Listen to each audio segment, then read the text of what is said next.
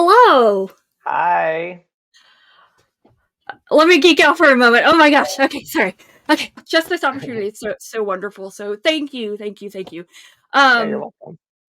yeah, and if I could just geek out again for a moment, like That's why I'm here. your books are so wonderful, and they hold such a special place in my heart, and they're so impactful and so evocative and cathartic, and just thank you so much for these books, and I cannot wait to see what you have in the future. But I won't press you about that. No worries. And thank you so much for saying that. It really does mean a lot. And it's funny because when you reached out to interview me, I was like, wait, this is the person who every time I watch a YouTube reviewer review my book, they always say, and thank you to Evie for giving me a free copy of The Spirit Cut Through Water. I'm like, Yeah. oh, that no, I love that. Like at the level I am at as a writer, like you really depend on that word of mouth thing, and the fact that you're out there really, I can't thank you enough for that. It really does make a difference just to like know that, so thank you. uh, that that you even knew about me to begin with is Of amazing. course, I also just wanted Yeah. to see your tattoos. Oh, there you go, the tattoos. That's so fucking awesome. Uh, yeah, so I spoiler alert, I already have defect planned, and the moon goddess. So, but enough about me. That's not the point. I don't want to ask questions that I feel like you've already answered before, but I feel Okay. like some of these might be a little bit redundant. Um, so I Oh yeah, apologize. ask anything you like. I don't mind. Yeah. Awesome, awesome. All right, so I guess to start, like, what made you Yeah. want to be a writer? What made you want to write and decide to be published? I know that you had experience Mhm. in an MFA program, which is I think where the Vanished Birds really started, right? Mhm. Yeah, I started that in a novel workshop actually. So it was me and like 8 other people drafting out their first chapters. And so that's where that first chapter for The Vanished Birds came from. In terms of when I started wanting to be a writer, both my parents are really respectful of that craft. And I feel like since I was maybe like 6 or 7, I remember my mom really encouraging me to write these really shitty poems. Like she's a fan of everything I do, which is wonderful, but also um, no, it's just wonderful. I don't know why I'm doing a but. And yeah, so ever since then, it's kind of been like a just a thing I did. Second grade, we had a creative writing like 30-minute period, and that was always my favorite part of the day. Um, and I just kept doing it. Yeah, there's no tipping point or main inspiration. Like there are books all over the house, and like the respect for books was kind of shared by everyone in my family. So kind of just seemed like a thing to do, which was really lucky in retrospect because I know that for a lot of people, there it can be a real luck of the draw if their parents are at all accepting of the arts. So yeah, Let alone supportive. So, and it sounds like no, your mom for was sure, incredibly yeah, supportive. and my dad. Um, If he ever watches this, I want him to know. I also I'm very thankful for his support too. Having support is the biggest thing, and I think that's Yes. wonderful. Was there anything that kind of inspired you to write, either younger or as you were getting older?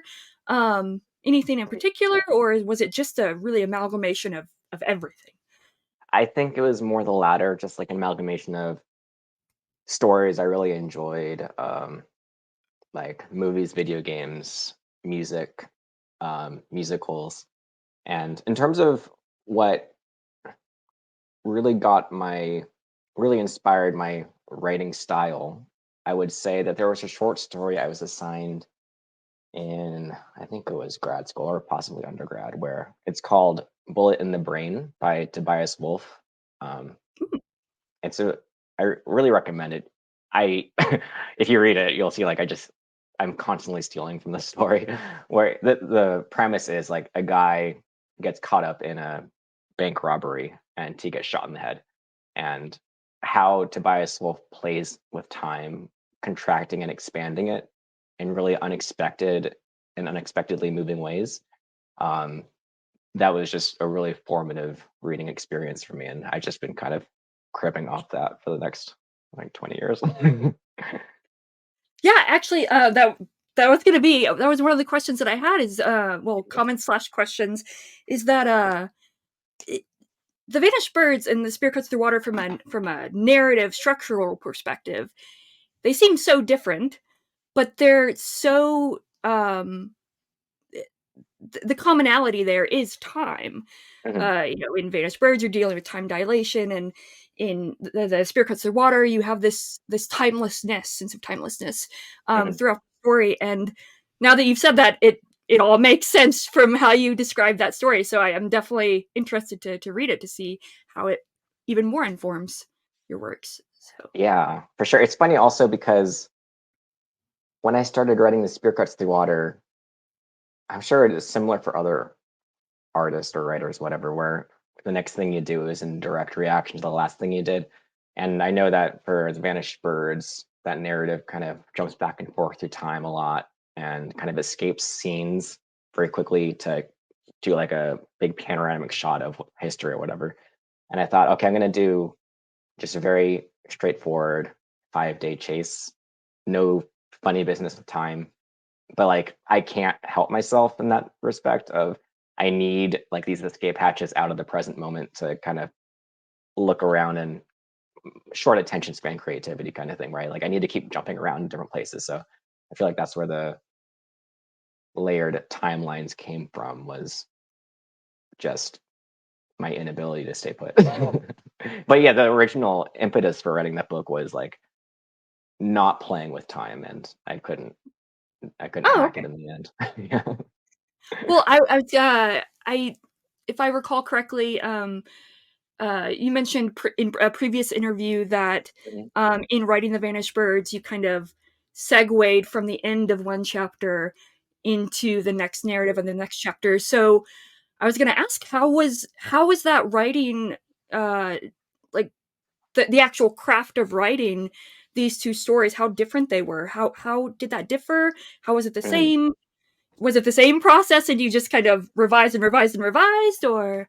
No, it's actually surprisingly different. So, as we talked about before with the Banished Birds, that did start in workshop, like chapter by chapter. So, I feel like a lot of that book was kind of shaped by the shape of the class itself. And Oh, um, I wonder now if I had been writing that book outside of grad school, if it would still be structured in the same way. Um, but yeah, circumstances kind of dictated the short storyness of at least the opening half. And then after I left grad school, I had like enough, I had like 100 to 200 pages to kind of spin off on and keep working on. So it was more an extension of that process. And then for the Spear Cuts Through Water, I had written 60 pages of, I knew I wanted it to open with like a big, like a gate exploding and then a chase starting. And I thought it was going to be like 200 pages in and out. Um, that didn't happen. And then I had pitched it. So the big difference between the two books is that for Spear, I had pitched it first, um, and then I was writing it under contract. Um, oh, yeah, so I had to, in that pitch, I had to outline the entire story, um, and I think the end result is fairly similar to that outline, with the exception of the layered narrative timelines and the choral narration. Other than that, like the big tentpole moments in the story have remained the same. But yeah, the big difference was that in the second book, I just had an outline because, again, circumstances dictated that I did. Yeah. oh, okay. Wow. So was the narrative choice of you as the narrator, um, that from the beginning, or was that added Mm. on later? Okay. I was added on like maybe halfway through. Oh, Too wow. late. It was added on too late because I really I mean, delete a lot of things, and I'm finding that seems to be just a part of my process where I have to write a lot and waste a lot of time before I like find the thing that I actually want to do with the work. Um, but yeah, the you narration and the italic lines and the center justified italicized headings, um, and even the day structures that came after I had pitched and started working on the book. So maybe like a few months in. Yeah. Wow.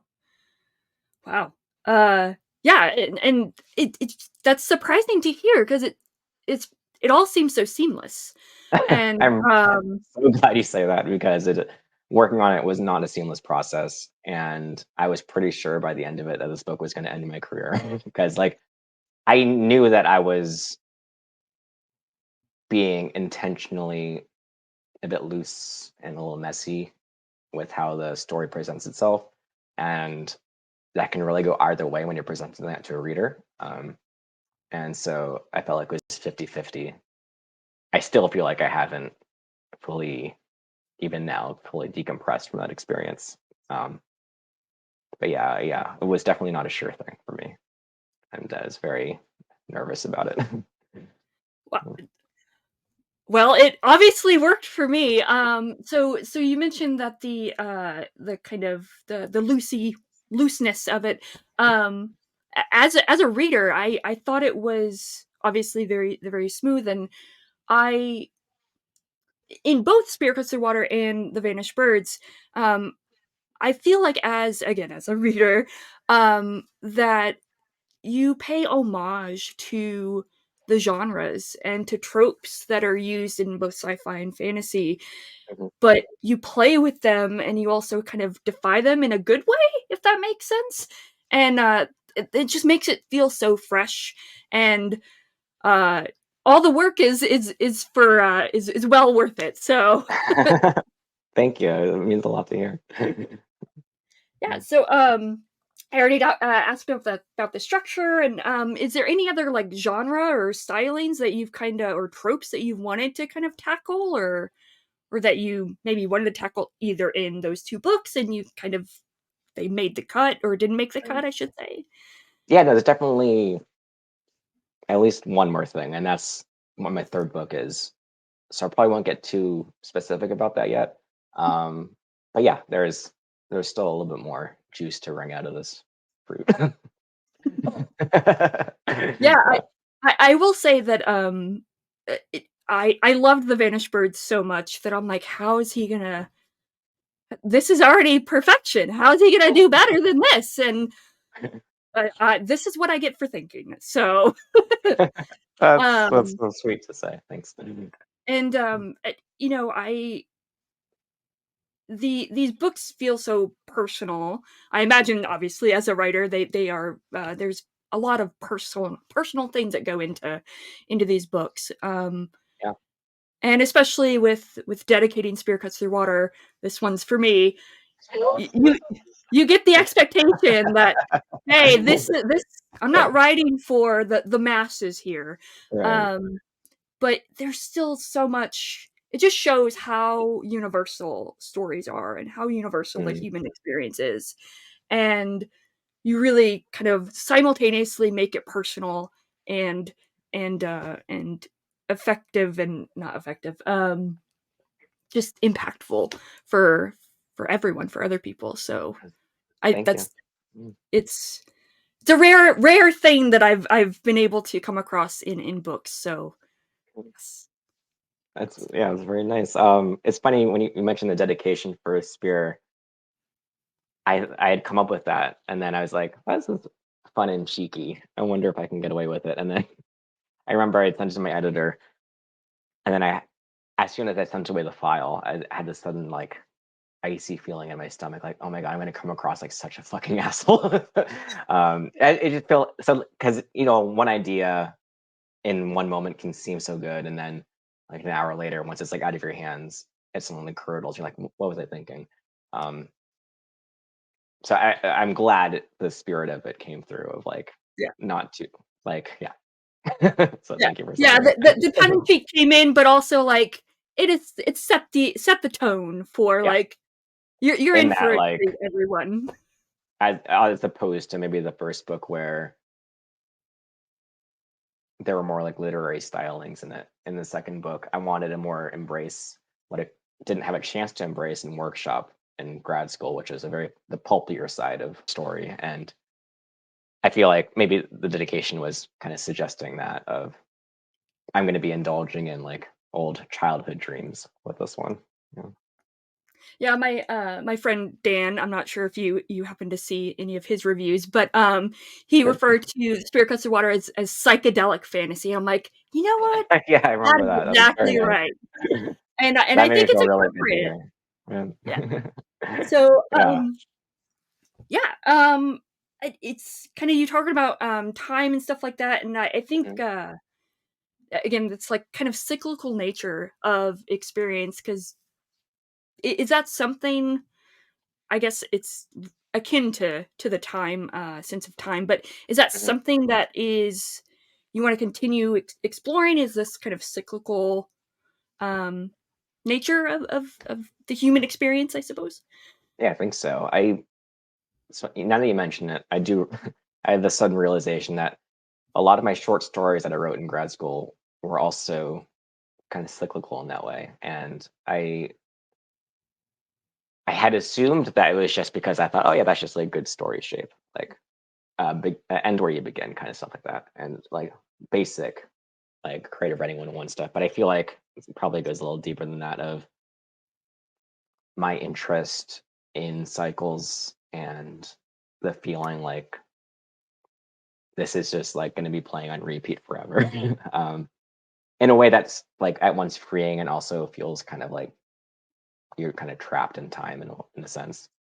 Um, and the fated nature of our lives where like I'm still not quite convinced I have control over even like my daily actions and like that I'm sure like hundreds of millions of people like have that same sensation, but um, not being quite convinced that like free will is a thing, but also desperately needing it to be because otherwise, what's the point? Um, Right. and that kind of ties into the cyclical thing too, like being a small part of this much larger mosaic that's kind of just like spinning through space and time forever, um, which can abstractly be beautiful, and even in living through it and embracing that sense of being part of a larger almost random feeling design, um, can have like its own you know nice quality to it, while also reframed can just come across like utter hell too. So yeah, depends what story you're telling, I guess. Yeah. Before I get into, like, the specific stuff that I wanna ask about, both of the Yeah. books, I kind of polled all my friends for questions, and one of the questions that they had is, have other languages kind of played a role in either your reading taste or your writing? I know you've lived in the Philippines, and it's very distinct in Spirit Cuts Through Water that there is that kind of Southeast Asian inspiration, especially with the kind of the theatrics of it all. And I will say, as I'm reading the Iliad right now, I'm like, oh, here's like a Greek chorus coming in there too. So again, the universality. But anyways, that's an aside. But yeah, have any other languages kind of inspired you, or any other um, uh, Um, works from different languages inspired you? Unfortunately, I don't speak any other languages, so I desperately wish I did, and that I had actually paid attention in high school during like Spanish class, or I had taken the effort to really study Tagalog, which is what they speak in the Philippines. And just to clarify, I haven't actually lived in the Philippines, but I have Oh, visited. We oh used to okay. visit like every year or two just to see family up there. But Okay. I, Uh, but related to this question, I am inspired by my relationship to languages I don't understand, and that was definitely a constant presence in my life of when we'd visit other countries, especially the Philippines, and all my relatives. could speak this other language that I didn't understand other than when they said my name in it, and I knew they were talking about me. Um, and that feeling of I'm ostensibly like my family is from here. I should feel like I belong here, but there's also a deep sense of alienation when I return here, and a longing, um, and a deep nostalgia, even because I was born in the West, a sense of exoticizing the land around me, um, and the language too. Um, and that has definitely played a role in like how I produce fiction, is the sense of moving through a space that you just really want to be a part of, but don't quite connect to on like there's like some fundamental circuit that's like misfiring or something because of just the circumstances of how or when or where you're born that are again out of your control. Yeah. Yeah.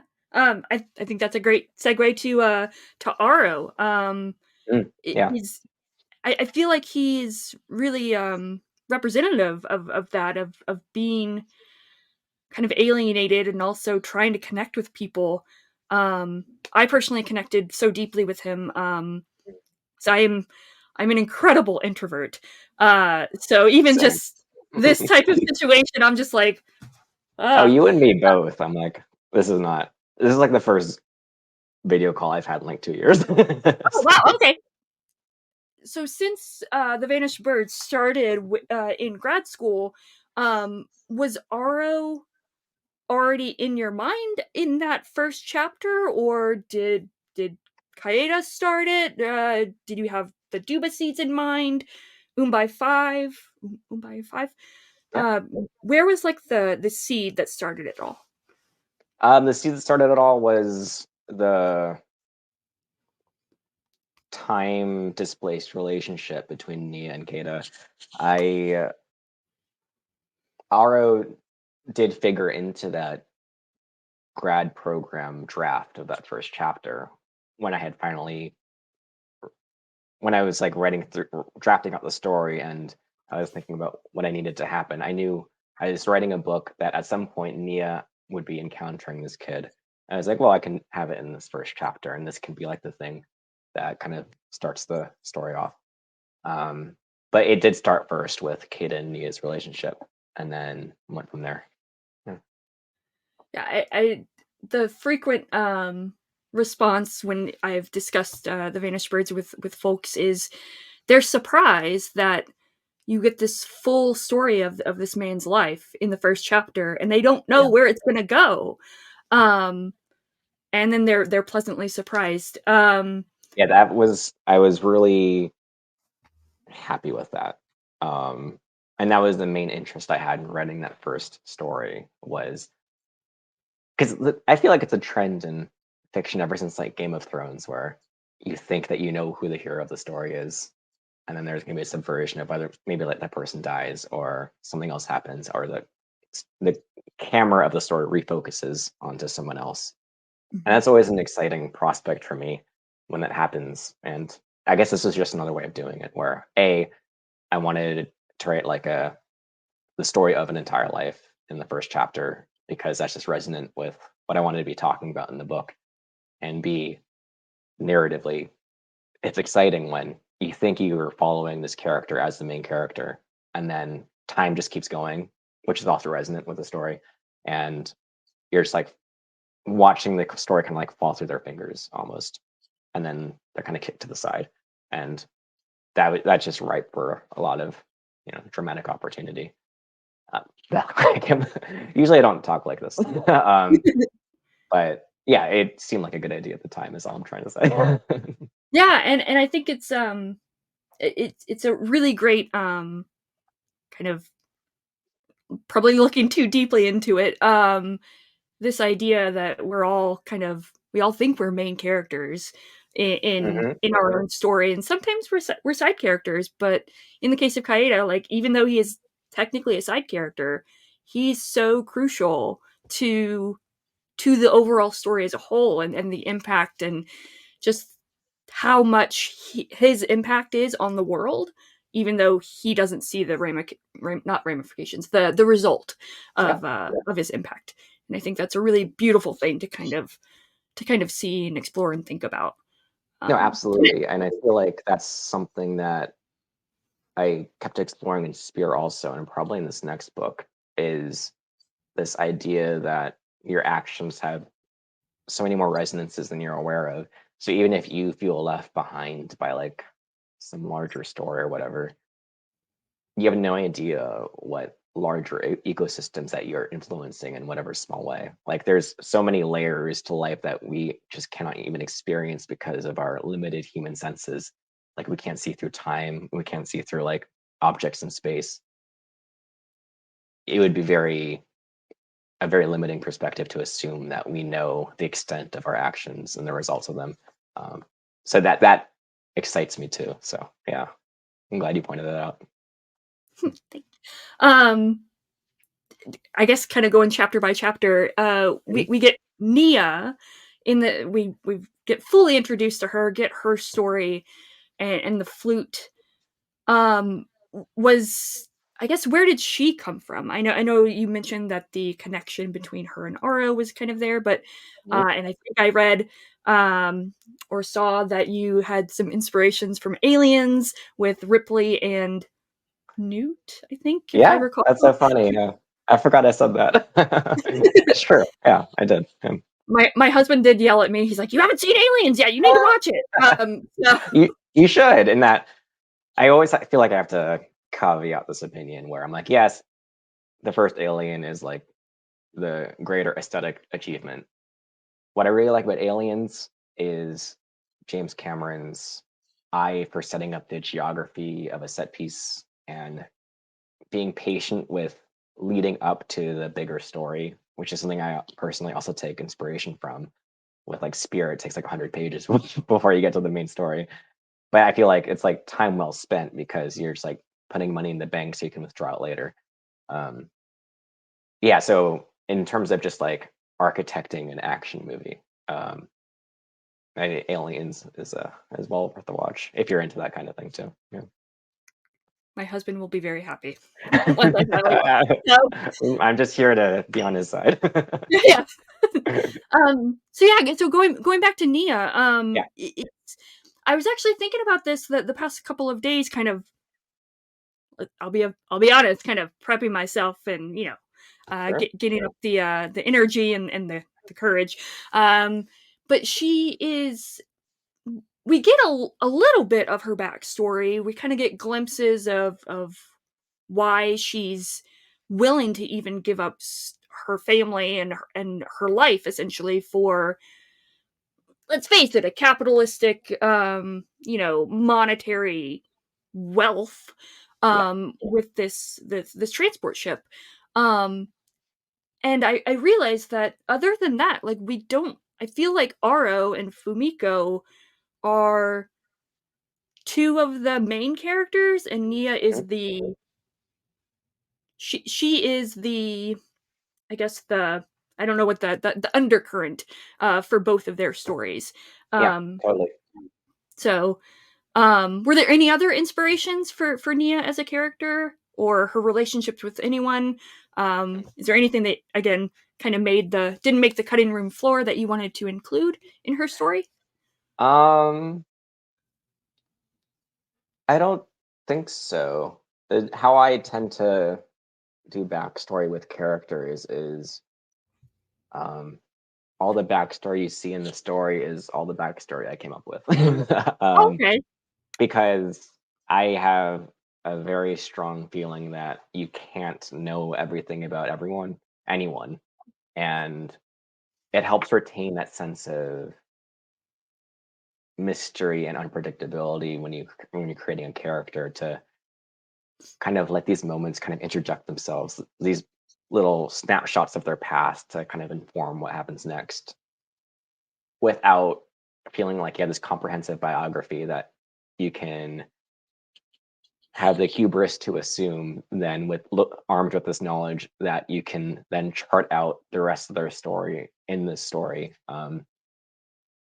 So yeah, I feel like I did come up with maybe a little more because I have there are just like fundamentals that you just have to know as you're writing a story, even if you're not covering it in the story itself. Um, But no, there's nothing that I wanted to get in there that I had not. Yeah. Was there anything in particular that you were curious about that you wanted to know more about? Because maybe I can illuminate something. Yeah. Yeah, no, I just wanted I craved more of that Hmm. wanting to know more about Nia and her sister. Like, Mm, I feel like it was relatively, totally. a passing mention, and I'm like, Yeah. "What happened more there?" So and I Yeah. think that the kind of the inference is part of the appeal of, like, you wanting to know more and, Yeah. That's the hope. And it can also be read as oh, this author didn't do enough work. And so my hope is that people are reading it in that like, oh yeah, this is an interesting thing to know about a person, but it's like not the defining thing about them, and not knowing more about this part of their life doesn't mean that I don't know what they're like in this present moment. Um, yeah. yeah, and then actually on the flip side, now that I'm thinking about it, we we get Nia as this character throughout this entire novel, and then we get these glimpses, kind of flipping to Spirit Cuts Through Water. We get these glimpses of these chorus. Uh, I wouldn't even call them tertiary characters. Quad quad fourth characters, I I guess. don't know. And they feel so alive in those moments, and it's interesting how you can create characters and um build just that connection with characters so quickly. Um Yeah, so I thank you for saying that. That it is something that I do work hard on, and I'm glad that it comes through for you. I feel like you don't have to know much about a person to empathize with them. And I feel like that's kind of a big mistake a lot of beginner writers make when they're kind of trying to convey a character to the reader or the audience, which is, oh, if I just like front load all this information about them, then they're going to care about them. And it's like, you have to kind of pick and choose what it is you're sharing about this person, curating some kind of presentation where when I'm empathizing with the person, I'm looking at their points of vulnerability. And so you don't need a lot to explain that vulnerability because we all have it. So you can kind of gesture towards it. Like maybe this person is shy, and when they're shy, their mind goes blank when they're trying to talk to someone in like a shop. And that's like one sentence. And then suddenly you're like, oh yeah, I am that person some days. Um, so yeah, that's all it really takes. Mm. yeah, and actually, I think that's a great segue to Mm. Fumiko.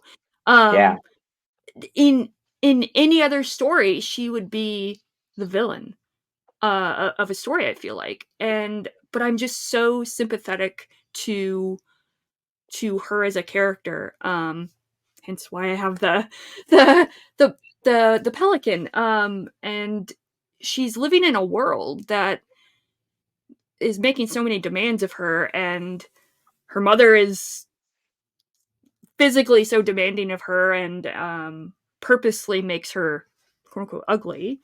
Um and I just really liked her arc.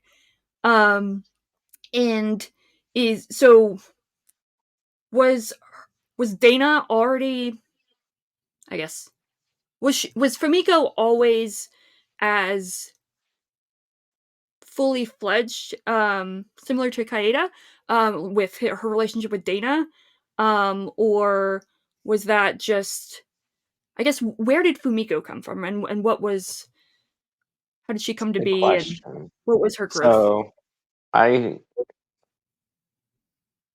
her chapter was written in grad school also in that same workshop. So what happened was I finished the first chapter, my workshop was done, started working the second. Those are linked enough that you can kind of see like why I started the second chapter where I did. Whereas like I'm handing off narrative responsibility to Nia after Kata kind of falls away. And then as I was coming to the end of the second chapter, I just like felt a transition coming of like it's time to shift focus again to someone else. And I don't know if I can really elaborate further on that instinct, other than like just like when you're writing and finding the rhythm of a sentence, sometimes like you're just following a process that's like a bit of a black box even to yourself. Mhm. Um, Not to say it's like a magical or mystical process that I'm going through or I'm landing a sense or something.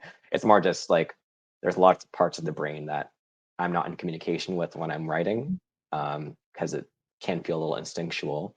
And I think that was just that transition from chapter 2 to chapter 3 into Fumiko's perspective was one of those things. Um, but it wasn't when I started chapter 3, I didn't know Fumiko was a character. I just knew that I wanted to shift focus to back in time, like deep time, not deep time, but like maybe 1,000 years in the past or whenever it takes place, back to Earth, because I felt like that'd be an exciting swerve. And then I was thinking it'd be interesting if this was in Japan. That's like the extent of my thought process about it. And then from there, I came up with a different character first. It was a man, and then I was like, I'm not really feeling this. Rewrote it again. A woman, closer to Fumiko. Rewrote it again, closer to Fumiko. Submitted that chapter to workshop. I used that feedback to do a revision, and in that revision, that's when I got the chapter that's pretty close to the end product. Um, yeah, so how I got there and how I found Fumiko was just through iteration, which is, I suspect, the answer to most questions about writing and how it was written.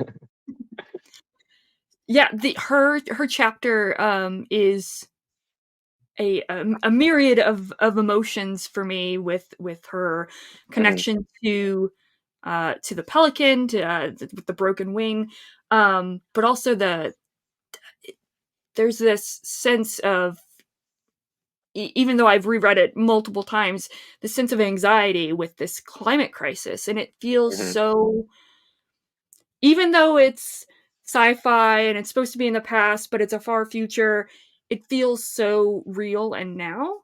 mhm.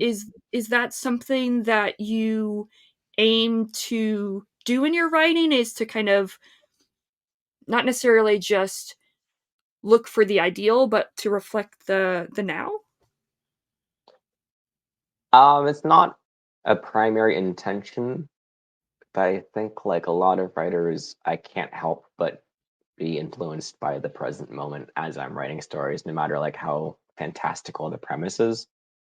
Um, like even in Spear, I wrote that during COVID, and I'm sure a lot of that story, especially the themes of needing connection and like human touch, was influenced by me just being isolated in my room all day. Um, and for the Vanished Birds, I knew going back in time that this was a good opportunity to explain why Earth was no longer really a thing, and why it was referenced as old Earth in the first chapter. Um, and really, it could have been nuclear war, it could have been anything else, really. But climate change felt, I guess, in that moment, the most resonant to me for obvious reasons. Yeah. Yeah. Yeah. So the Sartoris, Hmm. reading his letters, not only reminded me of not Seleninus. Oh my gosh, Silanius, I think from Hyperion. Um, I don't know why, but he does. Was was his character always Sorry, to be this? Oh, no worries, no worries. water, wrong pipe. Yep, I totally get it. Yeah. Sorry, I can hear you. Continue. No worries. Was his character was did you always intend for him to have a a narrative, like a chapter as a narrative, or did you play with other characters? Because there's Rovane, there's Sonya, there's so many other characters that could have had their voices per se. Yeah. How did you choose? I guess really any of the characters to have their voices, but I guess particularly Sartoris. Um, Mostly by feeling as I was crafting out the story chapter by chapter. I didn't know when I introduced Sartoris to the narrative that, because I'm pretty sure I introduced him at that party in the Canopy deck. I wasn't. I don't think I was sure then that he was going to actually be part of the story proper. Um, Actually, let me revise that because my memory about writing that book is a little hazy. It could be that I had the party scene and he wasn't in it, and then later on I knew that he was a character and I thought I should introduce him here, or he was introduced there and then the rest followed. You can choose. I don't know. And then so I didn't know that he was going to have a. I knew this. I didn't know he was going to have a perspective chapter, but I knew after they leave Pelican Station, I wanted to skip forward in time, and I was trying to think of ways to do that. And the idea of this epistolary section with him writing these journal entries to Fumiko just seemed the most interesting to me in terms of the craft of writing. I thought it'd be an interesting thing to write, which is often a motivation if I'm going to do something. It's like, would it be interesting to do? Um, and for the yeah, but you're right though in that, and this is true for like any creative decision really. There's like 1,000 correct decisions, and you just have to choose one, and all that really matters is execution. Yeah. I guess just because we're already 45 minutes into it and I want to be respectful of your time. I Um, got time. It's all good. oh, okay, cool. Um, yeah, so kind of to wrap up in a way, even though there's so much more I feel like I could talk about with the Vanished Bird specifically, and to segue to specifically Spirit Cuts Through Water. Um, Again, going back to that kind of cyclical nature of Aro crashing down at the end, which is pretty much the way we are introduced to him Hmm. at the beginning. Um, is Was he always kind of, was the musical influence kind of integral from the beginning throughout this story, and of him saying I hear you, and the kind of the musical connection that he has with really the universe and then also with Nia as well? Oh, was the theme of music always present Yes. throughout the story? Yes. Yes, Sorry. very much so. Yeah, and I feel like that was dictated by the first chapter. And since this was my first book, I was also just like trying to figure out how to write something really long form. And so one of the things I could kind of latch onto as like a thing to ensure consistency was, if I establish it in the first chapter, I better keep referring back to it in the chapters after that. And the flute was like a really enduring symbol in that relationship between Nia and Kata. And when they then pivoted towards Nia and Aro, I thought, oh, it'd be interesting if Aro like kind of kept up with this. And it was like also part of his backstory, this theme of silence versus sound in life. Um, did that answer the question, or was there more to it?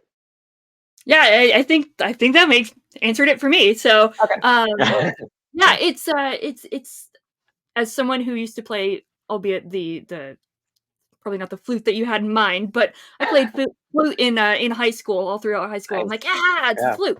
Um, yeah. So, and I have actually, never another, played the flute. How did I do in terms of representing flutists? well, I mean, so there's different kind of flutes. There's like the pan flute. There's Okay. like the flute here. So Mm-hmm. I was like, There you go. I interpreted it as like a not the orchestral Right. flute. So I was like, this is great. Um, It's this giant thing that you just like yeah, carrying around in this yeah, pocket. um, yeah. So it's this kind of idea of uh not just the theme of music and connection through the flute, but this the theme of love is really um just everywhere in your books, and using kind of the flute as a kind of a centering, I guess, a tangible centering. Mhm. I feel like the spear is that for Spirit Cuts Through Water. Is that always intentional to have this kind of tangible thing to kind of center all the characters around and the story around? No. Okay.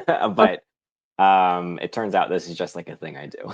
And it's been fun to kind of the nice thing about producing more and more work is that you kind of see the things that you kind of fall back on, or like the obsessions you have, or the tropes of storytelling that you're most attracted to because you keep using them. And I guess this kind of object through time is one of them. And I'll be curious to see if this turns out to be the case with my third book.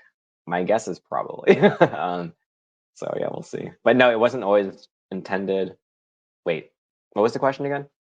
Yeah, so was it always, intended to have, like, a tangible center, to like, Mm. the flute and the spear to kind of center the story and the characters around?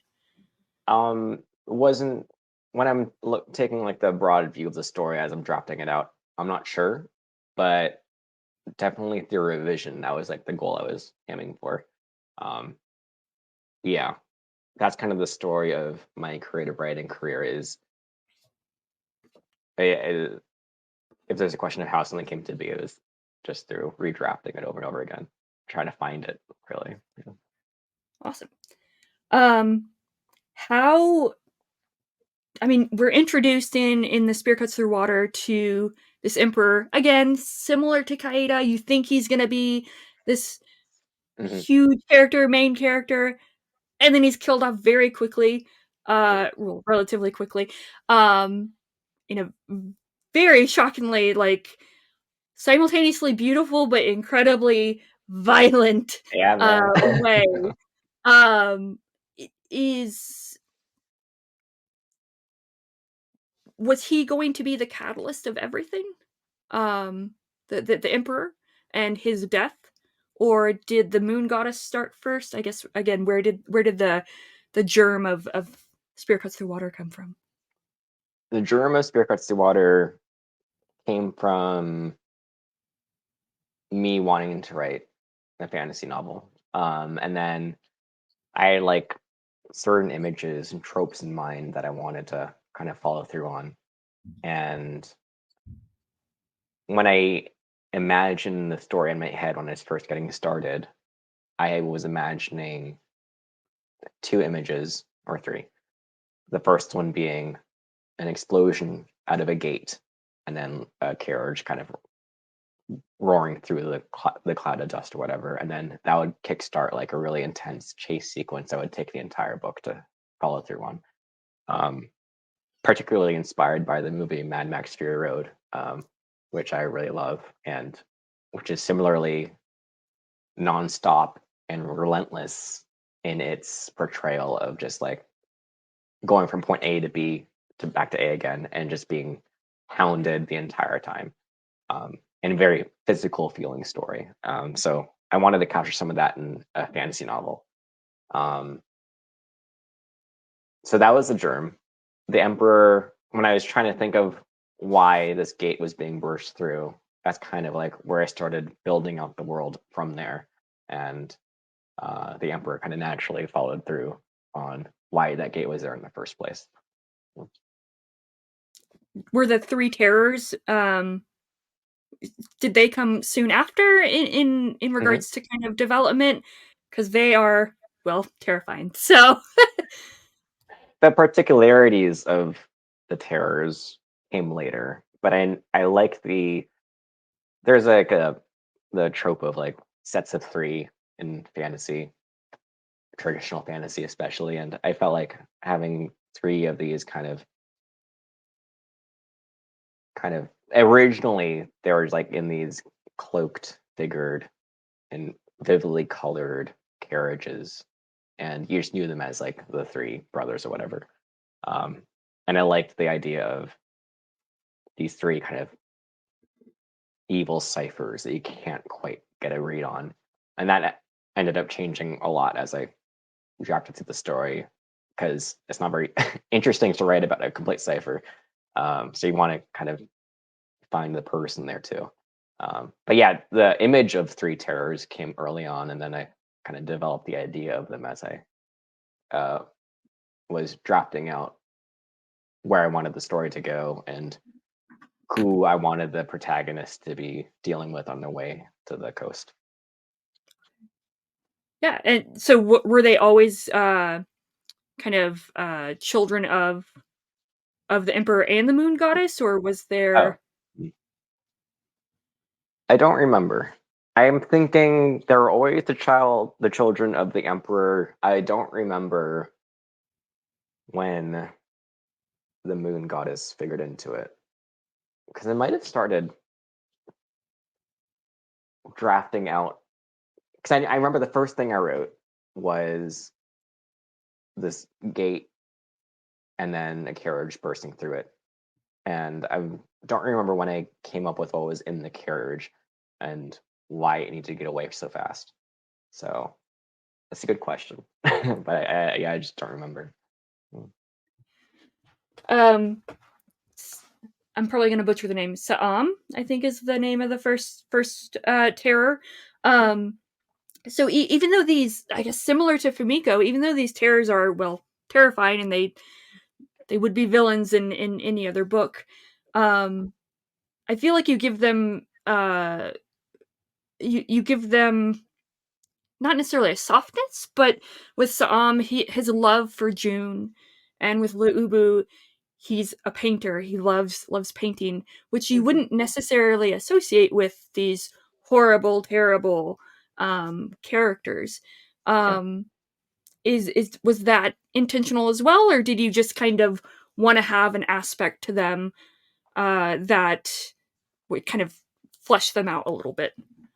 No, I think that was definitely intentional in that I am not a fan of reading a villain who is only a villain because I just don't buy that as a conception. And it just feels like a scapegoat oftentimes when you're reading in a story of like someone who's just purely evil and there's nothing else like behind that. And Mustache it twirling. exactly like it feels like a tool for the author or director or writer to use in order to manipulate their story. And then you stop believing in that story because like, oh yeah, there's the huge pivot point in the story. I just don't believe that it's a thing that exists. And I also in the real world don't really believe in evil as a concept and also people being purely evil.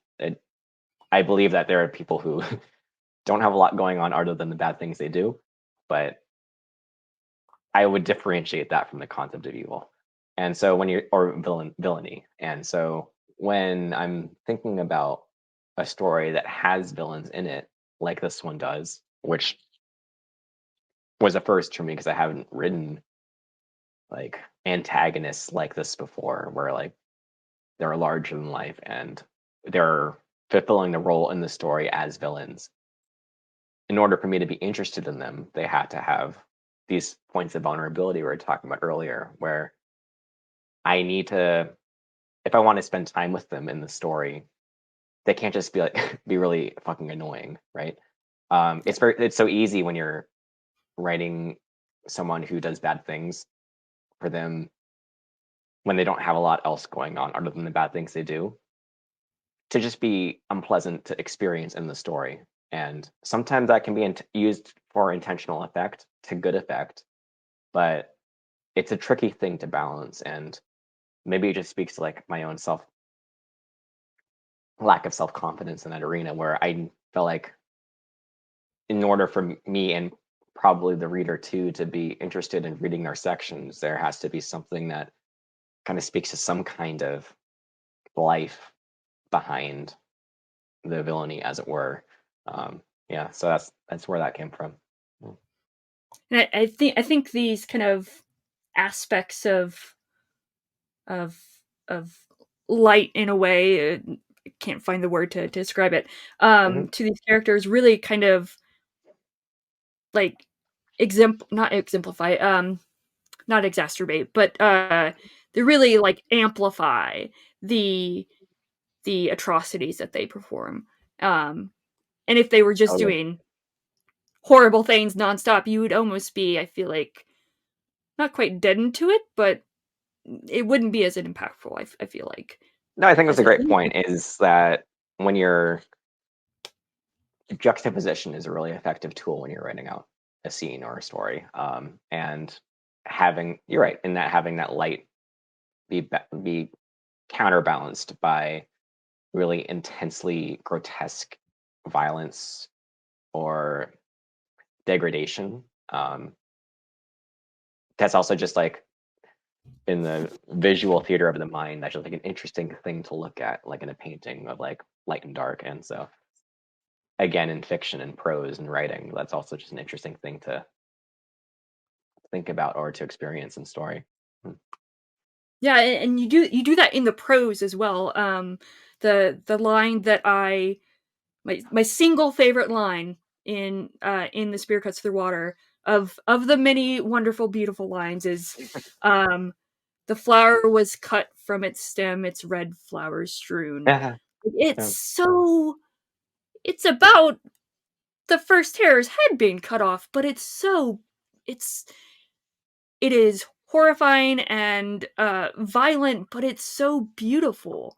Um, is I guess with the poetry background, now knowing that, is that where that comes in? That kind of not necessarily purpley prose, but it's definitely evocative, Mhm. prose come into play?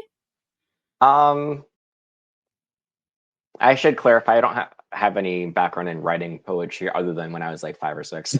Like Oh, okay. that's where Okay. it ended. And I was like, I'm gonna stick with stories. But definitely from having read poetry and lots of great short fiction in school, um, the idea of describing something visceral or horrible and like in terms that would be unexpected or unexpectedly beautiful. Again, that juxtaposition. You're just looking for the spark or the juice for the writing, and I don't remember where that particular description came from, but it kind of um when I was I do remember when I was transitioning into the center justified italicized heading, how did I want to describe this beheading? When I when I think about back then when I was writing the thing out, I bet I was probably trying to find something. Yeah, I was just trying to describe it in a way that was evocative, as you said, and beautiful, and also unexpected. Yeah. I guess, similarly, the, uh, the moon goddess and Luubu Hmm. eating her corpse, or eating her finger, I should say. Yeah. Um, it as someone who is a self-proclaimed I'm not a very action-driven reader, Mm. ch day 3, I cannot put down. It is so action-packed, Yeah. but it covers again, this entire story is 5 days with the before and after. Hmm. Um, and then this it's I feel like it's a moment, but it's drawn out without feeling overstaying in its welcome. And it's truly breathless, breathtaking, and I feel breathless just reading it. Um, is there is there a particular inspiration that you had for those types of action-packed scenes? I actually I listened to the playlist that was published Right. with the publication, and I actually wound up watching Princess Mononoke because of that. Yeah. Um, and I'm like, I for me, I totally see that in my mind, that kind of correlation and inspiration. But Totally. what was your inspiration? What was it? Things like Studio Ghibli, Hayao Miyazaki films, or was it just something that you kind of wanted to relish in a way? In terms In of a like architecting like big set pieces in the story, Mhm. yeah, definitely. Hayao Miyazaki is like a huge overriding influence on whatever I do. Like not only because of his really lush painterly style and the way he has like really kinetic um, evocations of nature and natural force. Um, the way, especially in Princess Mononoke, he stages action scenes where they're not very flashy, but they're lovingly animated. But they're very also grounded in the practicalities of life, and that really interests me when I'm watching like an action scene. Is what how geographically logical is the scene, and does it feel like these are bodies moving through space, interacting with objects? Um, just like if you can capture that kind of everyday kineticism in your heightened circumstances in your story, I feel like that does a lot to not only sell the fiction, but to also find an approach to the scene that doesn't feel too tropey or stereotypical, because um, you'll be finding inspiration from all the things that can go wrong in everyday life and pulling that into, yeah, the huge, grand, eloquent set pieces.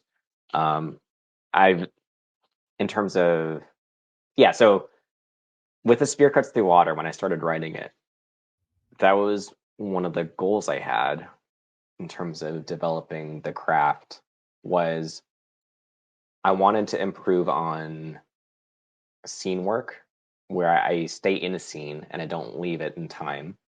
And I wanted to improve on, again, the geographical logic of a scene and kind of the blocking of it, like as if in theater. And because I didn't have a lot of opportunity, or I just didn't do that a lot in the Vanished Birds. And I knew that was something that I tend to avoid when I'm writing because it's hard. So I felt like it was a good idea to kind of lean into that and see where I can push scenes with that in mind. Um, so it was actually a lot of fun. Let me walk that back. It was sometimes fun, oftentimes very difficult in conceiving of an action scene, because when you're thinking of a character like walking across a room to do a thing that then provokes a whole series of actions after that, it's kind of like, where do you start, chicken and the egg kind of thing? Because in order to conceive of that, you have to have the motivations for the character, you have to have the space itself, because that influences what the character thinks to do. You can't just like have an object randomly appear in their hand and that kind of starts the scene. So it's kind of a lot of iteration again in trying to find the scenes, but yeah, it was definitely something I was putting a lot of conscious effort into doing, was creating these scenes, because it was a first for me. So I'm glad that they were so effective for you. That does mean a lot, because that was definitely something I'm self conscious about.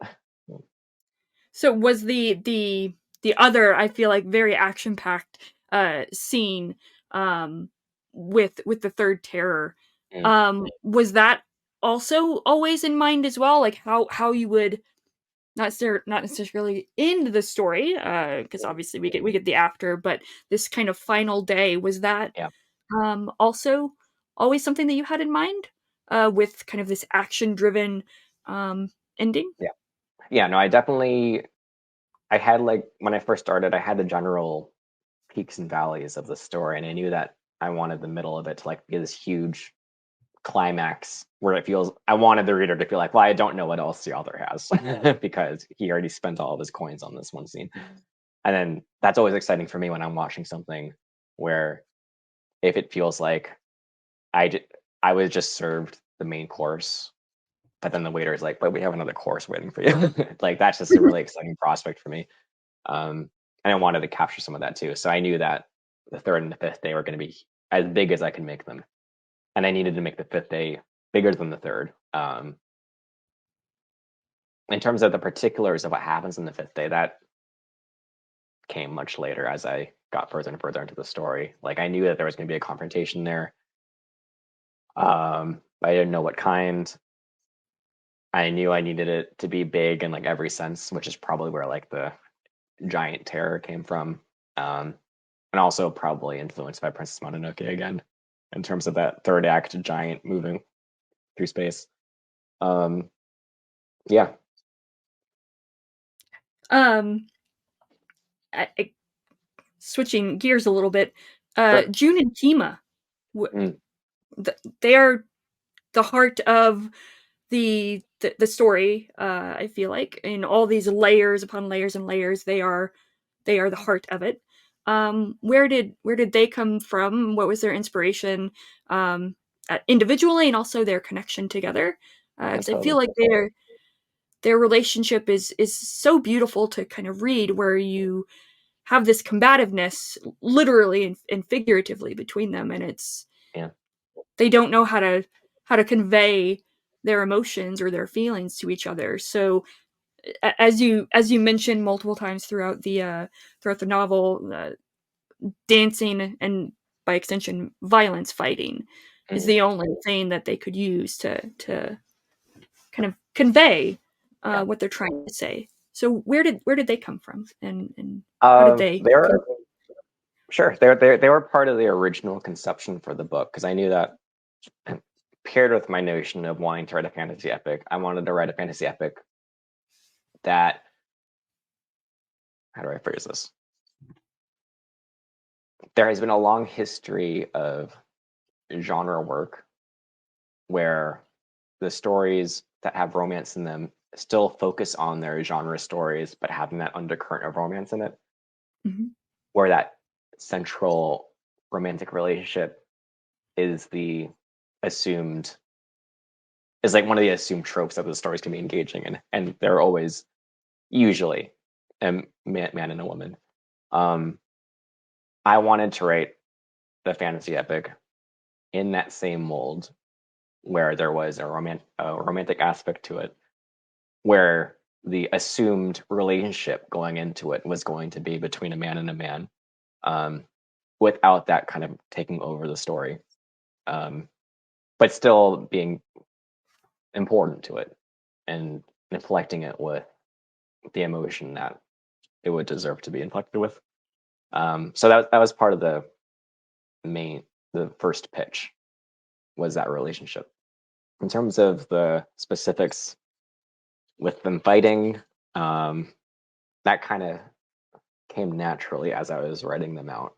Um, I liked the idea of, I wanted the relationship to feel very physical and to be expressed physically, as is the case for a lot of the aspects of the story, where it's just presented in a way that's very sensual, um, not in terms of just like sexual intimacy, but also in terms of just a bodily experience of life, with like sights, smells, and touch. Um, so those duels and the dancing seemed to me like a really appropriate way of extrapolating on that idea of a sensually lived experience in a fantasy epic. Yeah. Yeah, and I think, I mean, June and Kima, their romantic relationship is just another, I guess, piece of the thematic elements of it's a love story to its blade, dint, and bone. I'm Mm. paraphrasing because I can't remember You the got exact. it. There you go.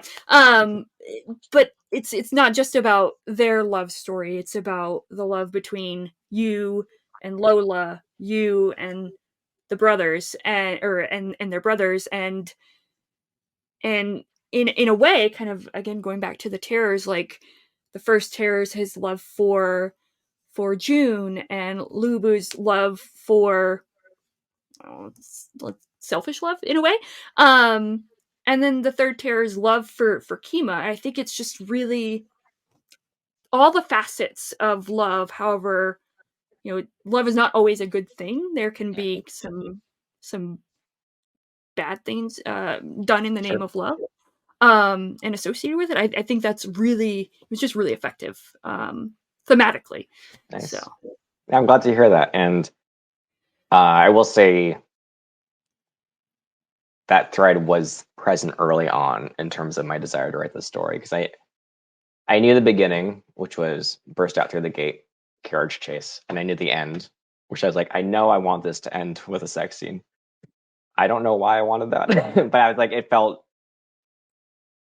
very important to me that this ultimate act of, not ultimate, a important act of physical intimacy, be present at like at the ending grace notes of the story, especially if I wanted the story to be incredibly violent. Because I felt like if I was gonna push, like, kind of turn up the volume on the grotesque aspects of like an action scene or again degradation, I felt like it was only appropriate to also turn up the knob for expressing physical and sexual intimacy too, just as like a almost like a manifesto or something of saying, if we're gonna have this, I think it's only appropriate that we also have that, where Mhm. they both be expressed in as visceral terms or as vividly expressed terms as possible, at least as appropriate for the story. Yeah. Yeah, it's generally, I feel like there's a lot of, at least in American media, it's interesting how we are so not necessarily accepting, but we are used to violence, but as soon as we are faced with intimacy, we are we are I'm speaking in a broad sense, we are all of a sudden Yeah. aghast or uncomfortable. Um and really kind of looking at those, they're two sides of the same coin. And in using the dance as kind of that bridge between violence and intimacy is I think that was a really good kind of, again, juxtaposition, Yeah. juxtaposition there. Yeah. So the Vanished Birds use, like, if there was a theme there, it's music. With the Vanished Birds, there's dance and theatrics. You need a It, spear. yeah, sorry, spear. Sorry. Yeah. Um, is is there like general themes that you're gonna work on or want to explore in the future, like song or something, maybe? What's really funny is that yesterday I was thinking, I wonder what Evie's going to ask me. And that was one of the questions I predicted of, Ah, because I know that this has been observed before of both the Vanished Birds and Spear, where they're focused on some aspect of art. And right, that's like one of the threads that kind of runs through the story. And I realized, yes, in the third book, this is going to be a continuing trend. okay. And I'm excited and nervous about how that's going to result. Um, yeah, but yes, Nice. it is a thing with me apparently. Awesome. Mm. Um, yeah, I guess going back to kind of general, well, before I get to general questions, Sure.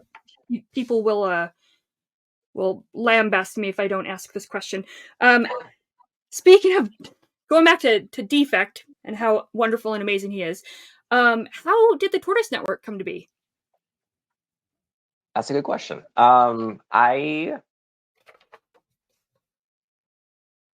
am not. I am.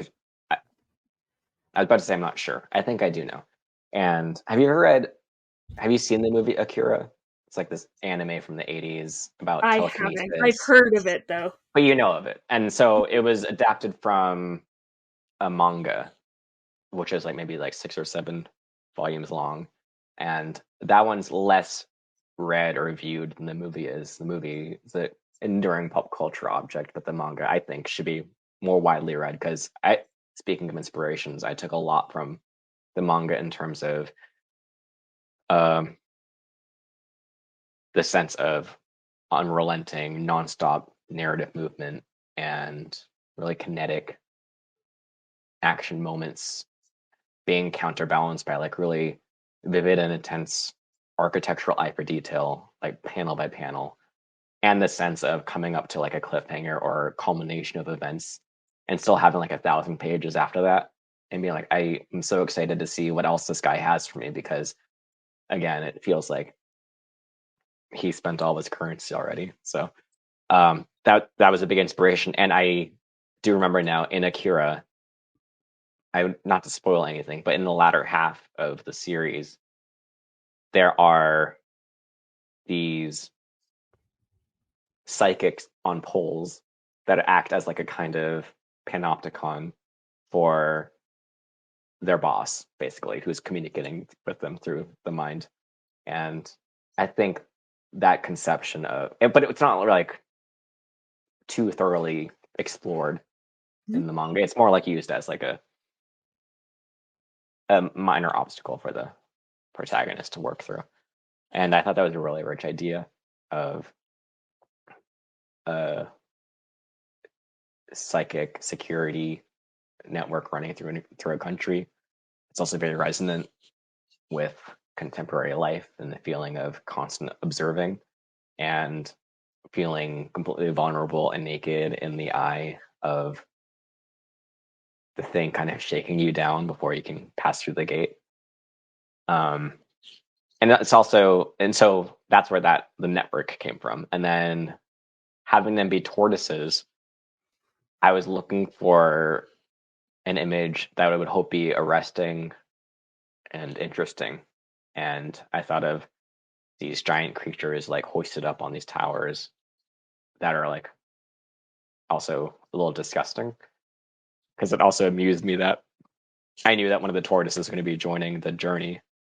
It just seemed like a really nice and interesting obstacle if they had to like carry this huge thing with them that like smelled really bad. So just like you're also looking for ways to amuse yourself or make yourself laugh when you're writing too. And so that's where some of those aspects came from too. Yeah. Yeah, I will say that defect for me, um, I saw the Tortoise Network as analogous for um, social media and also like propaganda. The emperor is using this as a tool for to kind of Yeah. spread his word. It's And funny you bring that up with the social media angle because I remember now I had wanted to kind of push that angle more with the tortoises, where like the tortoises would kind of be regurgitating the emperor's stream of thoughts throughout the day, and people just had to like listen to this guy's meandering monologue. But I couldn't find a place to put that. But I'm thinking about it now. I'm kind of glad I didn't, because I probably like be too analogous to like Trump and Twitter, and I didn't want to like draw too direct comparisons because that'd be very distracting for the story. Um, but yeah, that was definitely something I was thinking about, and I'm glad that raised your antenna. yeah, yeah, and then and defect as this defect. I felt Mhm. so connected to him in that there's this sense of I can't connect with people. I sometimes get the wrong message, and I'm like, "That's me. It's me." So, Yeah, totally. um, Me too. and Mm. and his finally getting a message from his mother that is not his mother, and then his death was heartbreaking and is heartbreaking, and Yeah. it hurt. Yeah, no, I'm glad that I'm glad it hurt. And that was definitely the intention. I in terms of dispatching characters in this story, I am very inspired by stories that go about it as ruthlessly as possible, because I feel like that feels the most true, where people just kind of like in a sense drop off the face of the earth or are obliterated by circumstances beyond their control. Um, and I find it queasy and distressing, and also of great interest in that kind of like voyeuristic way of the way like a body can fall apart or be destroyed by someone else. And so when I'm thinking of, when I know like I have to like get rid of a character in a story, I am looking at it as an opportunity to explore that side of me, of those, that weird fear and interest of that loss of life. Yeah. I as someone who has I feel like everyone has a fear of dying. Uh, yeah, it's a morbid curiosity, for me. So and to Totally. read that is, it's always interesting to see how that's interpreted and explored, in the variety of ways that it can be interpreted and explored. So, I feel like I keep also interrupting you in terms of you wanting to ask a question about the defect, though. no, no, it's Okay. Yeah, I'm just trying to like not just gush and be like book good, character great. So, that's cool too. I don't mind. um, yeah, so kind of I feel like I'm probably forgetting questions that I was supposed to ask, but I also feel like I've asked all my questions. But generally, I guess, so what was the last book that you read that you would recommend? Mm. Or maybe your See, favorite book of all time or something like that. I knew I'm you were going to always ask me this interested question in that. too. Um, well, one that I read in the past few years that I'm still thinking about that I think everyone should read is Giovanni's Room by James Baldwin. It is fantastic. I It's a love it. fantastic book, and I had dragged my heels in terms of approaching it for so long. I don't know why, but eventually I did, and I thought it was just tremendously powerful. And I definitely was drawing on, no, I wasn't drawing on any of those, but I am inspired by his utterly expert dialogue in that book and the game of seduction in that first half, especially um, that occurs between the narrator and Giovanni himself. Uh, yeah. I would recommend that to anyone. And I I will second sorry, that recommendation. yeah, It's James Baldwin's prose is there's a reason it's a classic. you're absolutely right. Yeah, yeah, he's a fantastic writer, and that's a fantastic book. Yeah, so that would be my recommendation for people to check out. Yeah. Awesome. All right. Um all right. My friend Mitch gave me this question, submitted this question for me to ask as a joke, but I'm going to ask it anyways, even though it's probably going to make me really uncomfortable. Uh, All right, what is I'm your excited. most carnal desire? What drives you? I mean, that's a good question.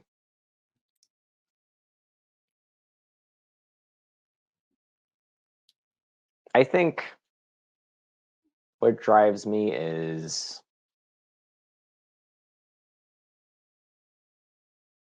the maybe like the abstract notion of intimacy and what it is and what it means to actually have it. You know, I have to think about that. It's tricky. Mm, We're constantly trying to define and pinpoint those things that are intangible, like love and yeah, hope, and making those things uh, come to fruition. And yeah, so totally. Yeah, I still don't know what it is. yeah. Yeah. Well, if you find out, please let us know. So All right, I'll write a book about it or something. yeah. All right. Again, thank you so much for your time. Of I course. feel Yeah. like I could gush and gush and gush and gush. Um, and it's just truly an honor and a privilege, and I am so appreciative of your time and and your thoughts. So Yeah. again, No, thank you thank you. for inviting me on this. This was a lot of fun. Yeah. This was It's been a fun. while since I've talked about my work with anyone. So yeah, I was really excited to do it. Because normally, well, I'll censor that. It was really nice to talk to someone who's read the books, and to have really interesting questions to answer about them. So thank you.